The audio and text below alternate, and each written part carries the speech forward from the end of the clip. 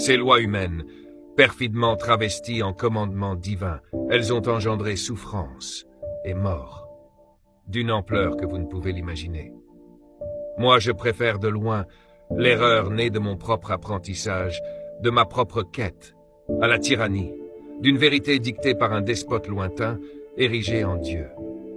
Si ta religion a besoin de m'interdire de penser librement, alors ton Dieu est bien petit, terriblement limité. Car si l'esprit m'a été donné, ce n'est pas pour m'agenouiller et réciter des prières ou credos appris par cœur. C'est pour penser, pour réfléchir, pour remettre en question, pour raisonner.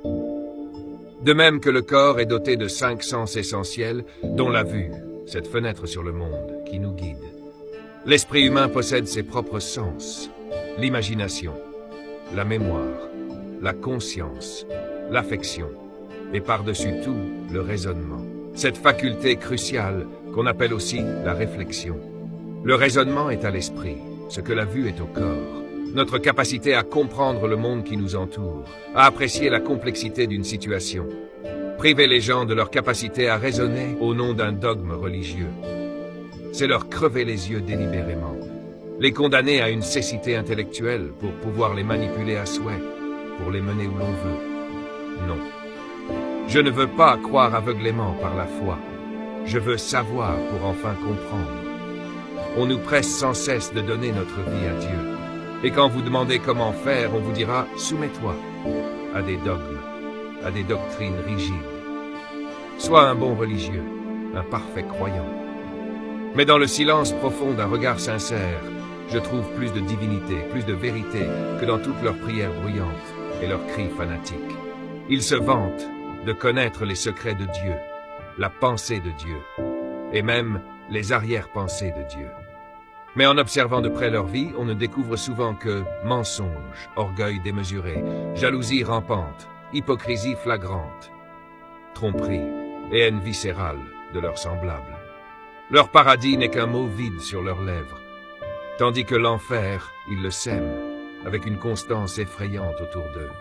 On m'a promis un paradis, si je plie l'échine, si je me soumets sans condition.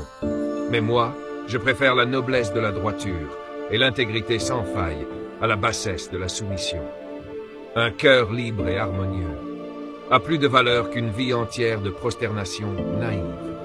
Et la quête inlassable de la vérité est infiniment plus noble que la peur servile de l'enfer.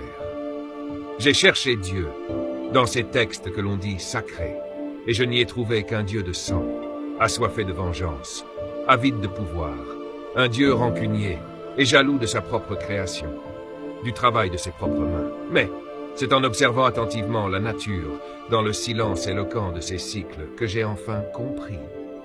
On ne peut prêter des émotions humaines, des sentiments humains, à une entité aussi vaste, aussi insaisissable, aussi infinie. Dieu n'est ni bon ni mauvais, selon nos critères étroits. Dieu est l'équilibre parfait de toutes choses, l'harmonie universelle. Dieu est énergie pure. Et cette énergie, je la ressens avec une intensité bien plus vive, dans la liberté de penser, dans l'audace de douter, plutôt que dans la soumission aveugle à des dogmes religieux étouffants. Je ne crains ni l'enfer ni le ciel doré. Je crains infiniment plus de traverser cette existence, sans avoir jamais osé douter.